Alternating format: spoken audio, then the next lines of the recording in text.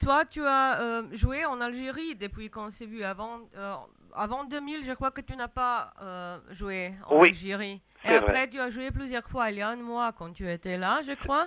c'est vrai. Euh, ça va maintenant en Algérie? On commence à respirer, on commence à voir l'avenir et on commence à maintenant, par exemple, le président Bouteflika, il a dans 15 jours, on a ou bien dans un mois, on a le référendum pour arriver à instaurer comment dirais-je, le pardon. Le pardon, ça existe. Alors, le président, je pense qu'on a, pour une fois, on a un bon président. Alors, il veut instaurer le pardon. Il veut lâcher tous les prisonniers qui sont en prison, euh, qui sont en prison pour rien. Il y a des gens qui sont pour rien, qu'ils n'étaient pas des terroristes. Il y a des gens qui étaient des terroristes parce qu'ils étaient, comment dirais-je, bourrés le crâne par un fasciste, mais ils n'ont pas tué. Je pense qu'il faut quand même libérer ces gens. Il faut quand même avoir il faut pardonner. Il faut continuer à vivre. Il faut continuer à construire le pays. Et je ne peux pas pardonner aux gens qu'ils ont tués. Vous Mhm. voyez ce que je veux dire? Oui, Alors les gens qui ont les mains pleines de sang, il faut les condamner devant tout le monde. Il ne oui. faut pas cacher les choses, il faut les condamner comme on voit maintenant. Mais on voit rien. Ils nous instaurent des lois, mais on remarque rien. Mhm. Et c'est pour ça on va pas vivre toujours dans la paix. Et c'est tout ça comme il y a un certain Bush ou d'autres qui donnent l'exemple, qui sont injustes. Alors le monde, je pense qu'il va pas changer. Toujours, on restera avec des gens qui seront toujours injustes. Oui, mais peut-être ça va s'améliorer. Oh mon Dieu, je chante que ça, moi. J'arrête pas de Inch'Allah, chanter hein. ça. J'arrête pas de chanter ça et j'arrête pas de chanter l'amour et personne ne peut me stopper. Et j'espère que nos enfants, sinon on réussit à être là pour voir la paix dans le monde. Mhm. J'espère. Oui, ça change doucement, je crois, un peu, Oui, les oui, oui, mentalités oui. des gens. Oui, c'est Il vrai, y en a c'est vrai. toujours. Oui. Moi, j'ai vu dernièrement, regardez quand il y avait l'histoire de tsunami. Mhm. Vous avez vu quand même, moi Oui. ça m'a étonné. J'ai vu le monde entier a mis la main à la pâte, le monde entier a récolté de l'argent. Mais c'est quelque chose de formidable quand même. Sur Terre, il y a de la solidarité quand même. Mhm. On peut croire à des gens quand même. Oui. Tu travailles aussi pour un film, j'ai entendu maintenant. Oui, C'est quel film et quoi? c'est un Toujours? film de guerre et pour la première fois je fais une musique de film de guerre. Mhm. Ça s'appelle comment? Indigène. Indigène, c'est de qui? C'est de Rachid Bouchareb.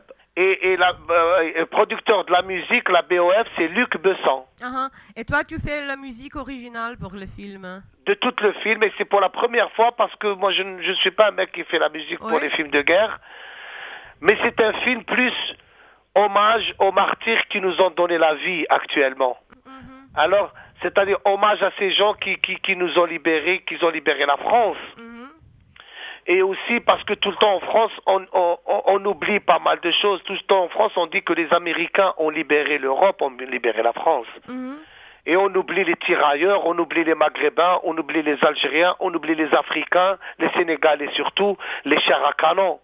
Alors c'est plus la musique que je fais et ce film parle de ces gens, c'est-à-dire plus un hommage à des martyrs qui sont morts pour libérer la France, comme les Algériens, les Marocains et l'Afrique, les Sénégalais. Qu'on les oublie, on les a tout le temps, tout le monde l'a oublié. Oui. Et quand ce sera sorti? À Euh, peu à, près. à peu près en 2006. 2006. Ouais. D'accord.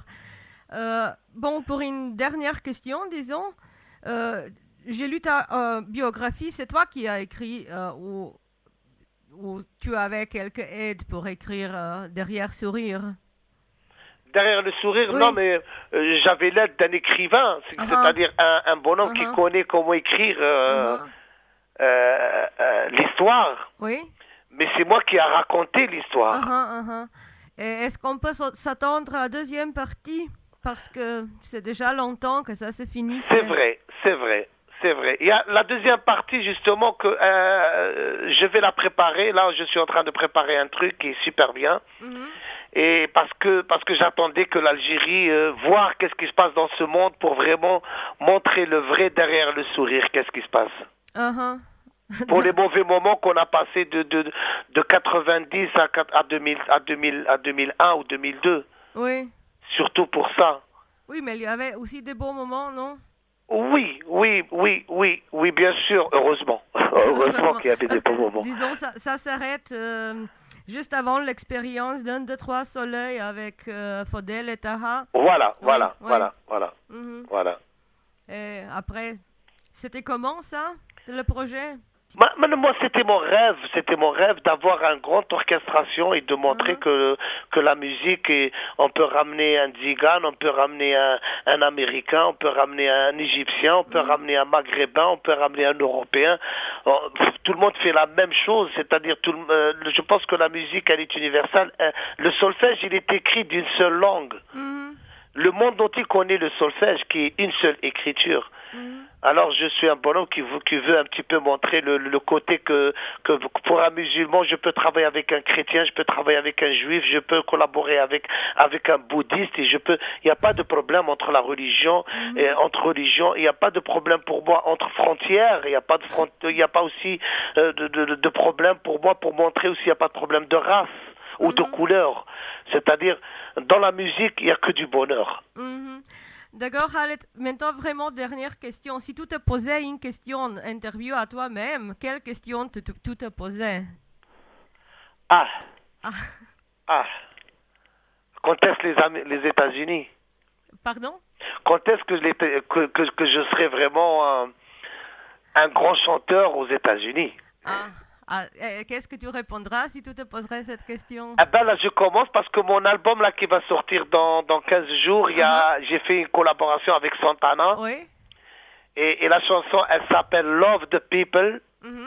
C'est trop beau, trop joli.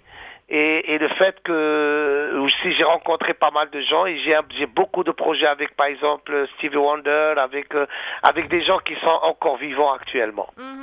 Je peux pas dire plus parce que il y a.